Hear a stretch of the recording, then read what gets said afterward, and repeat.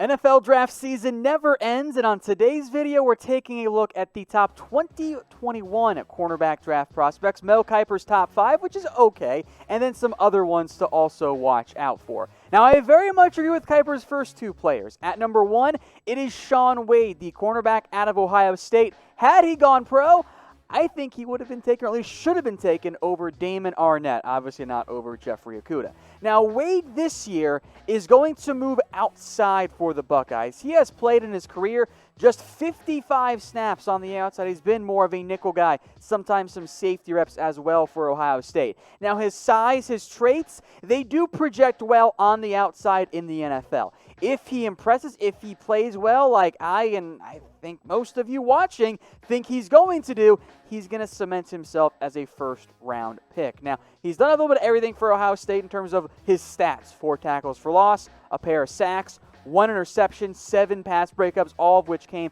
this past year in 2019. Of course, he's a really good player, but I do want to see how he adjusts to a different role in college, the outside versus that nickel corner role. Now, if you guys want a dedicated NFL team channel for your favorite team, I want you guys to like this video. So I'm trying to make sure this is something you guys want us to do. We have set up channels for all 32 NFL teams. What you can do is sub to your favorite team. If that channel gets 100 subscribers, we'll give you guys a video. So tell a friend then. And whichever team you want, it's chatsports.com/teamtv. That's got all 32. Or just go check the description. I've got the links for all 32 teams in there. So all you guys have to do is click, subscribe, and then, of course, share to let your friends know. Number 2, Alabama's Patrick Surtain. I like him a lot, and this is not the first time we've heard this, but oh, look, a long, athletic, with solid ball skills cornerback from Alabama. He's going to go in round 1 like so many recently have. Got the size, has the athletic ability. There's, I think, some Marlon Humphrey if you want to take the easy route and compare him to a former Alabama cornerback. 3 interceptions and 4 forced fumbles in 2 years. I like it when my corner is able to help make plays in the football, not just in interceptions, but also forcing turnovers that way. He's a great Alabama corner. I thought he was better last year than Trevon Diggs, who, of course, went in round 2 to the Dallas Cowboys. If he puts up another similar season, I think he'll end up being a pretty early first-round pick. And yes, his dad did play in the NFL, a couple Pro Bowls after being drafted in the 2nd round by the Miami Dolphins. Now, for me, and I think many out there, Surtain and Wade are the top 2 corners in this year's class. Here are some of their coverage stats per Pro Football Focus.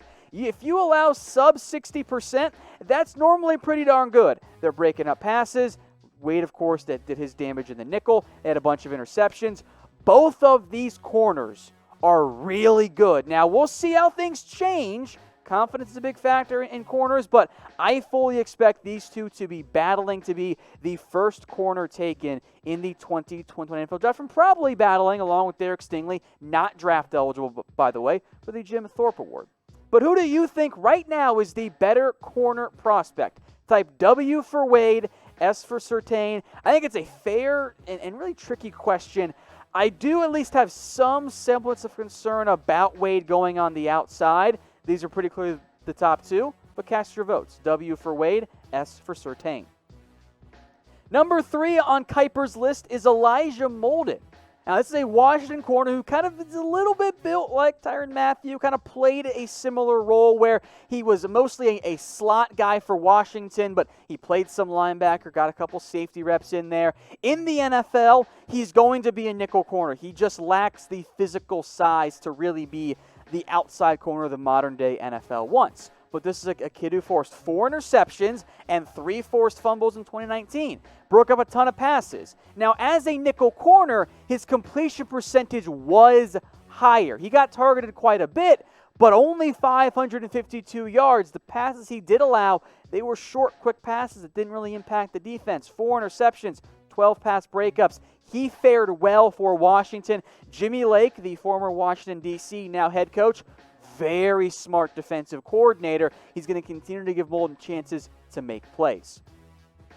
Now we got a little deal and alert for you guys. Face coverings, face masks to stay safe out there for the NFL are available at chatsports.com/stay safe. By the way, also ends up being a pretty good Father's Day gift because your dad will actually use this one instead of another mediocre tie that he certainly does not need. It's chatsports.com/stay safe. Whole bunch of different styles and varieties. They got 3-packs, individual ones. We'll put that link for you guys in the comments and the description. It's chatsports.com/stay safe. I will make note, there is a bit of a delay right now, a backlog in terms of ordering, but get in line now. That way you don't have to wait even longer to get your gift today.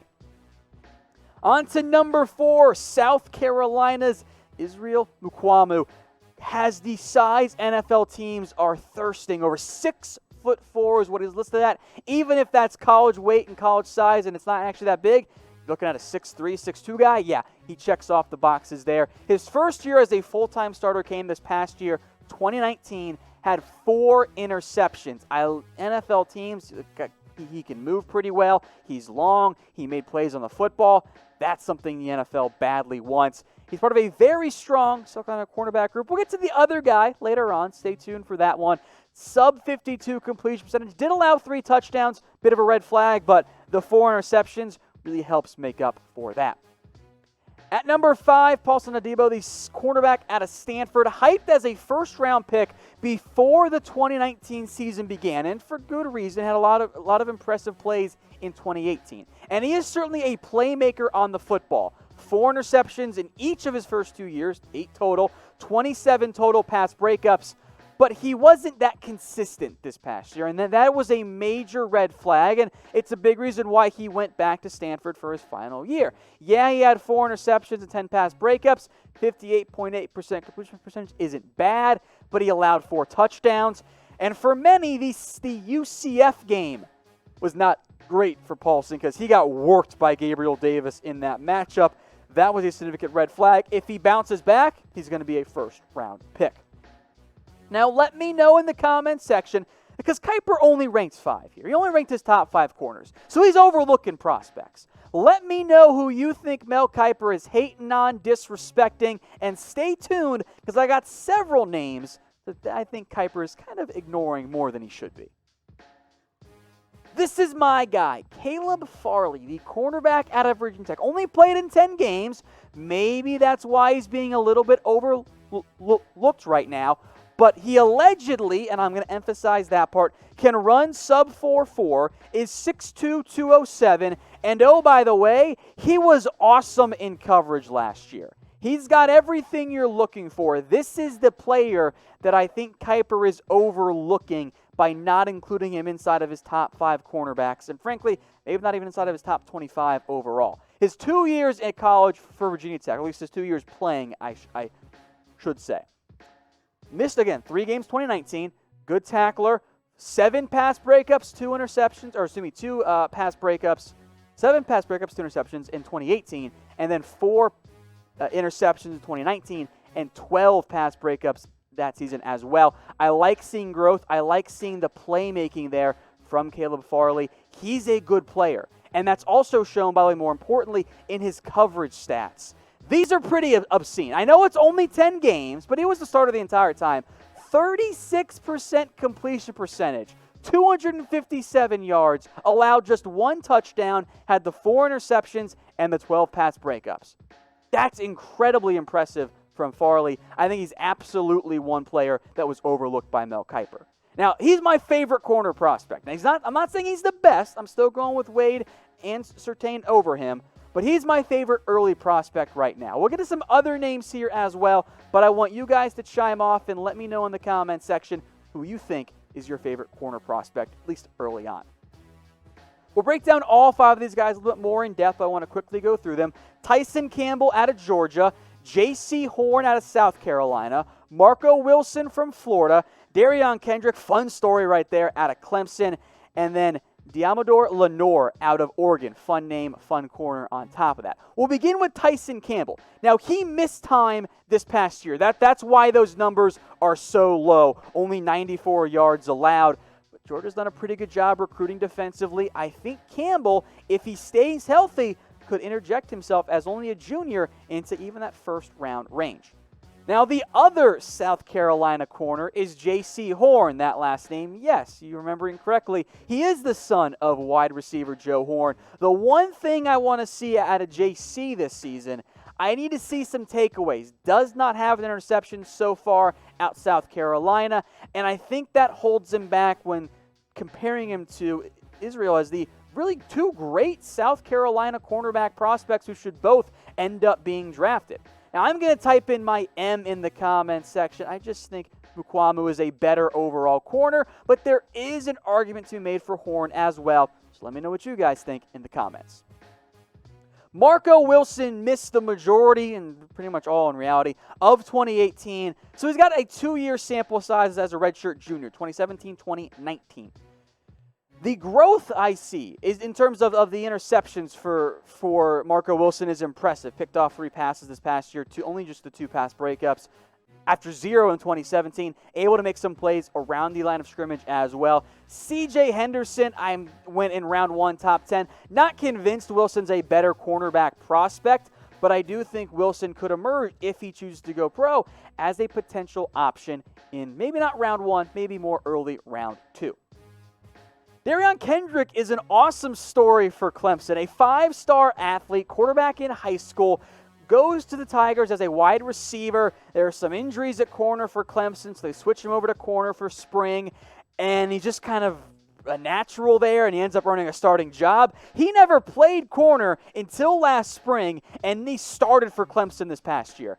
That's incredibly impressive. That upside and the flashes he's shown will certainly intrigue the NFL. Was a top 26 or top 26 exactly cornerback or overall recruit at a high school.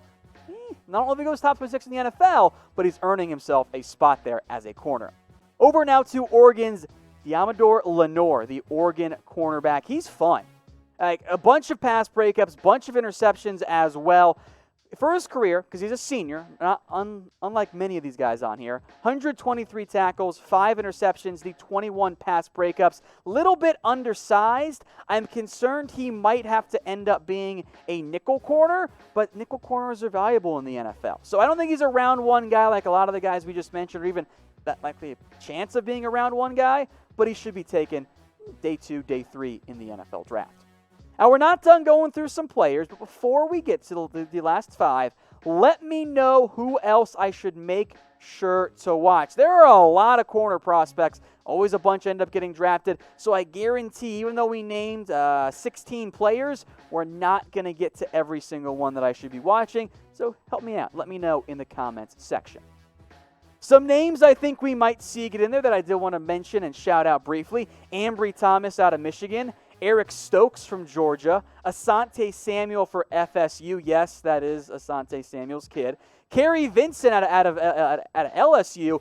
He's not the same caliber as some of the other guys. Another reminder, Derek Stingley not draft eligible. But Isaac Taylor Stewart, a redshirt sophomore who hasn't played a ton, he could be a potential sleeper if he thrives this year for the Trojans.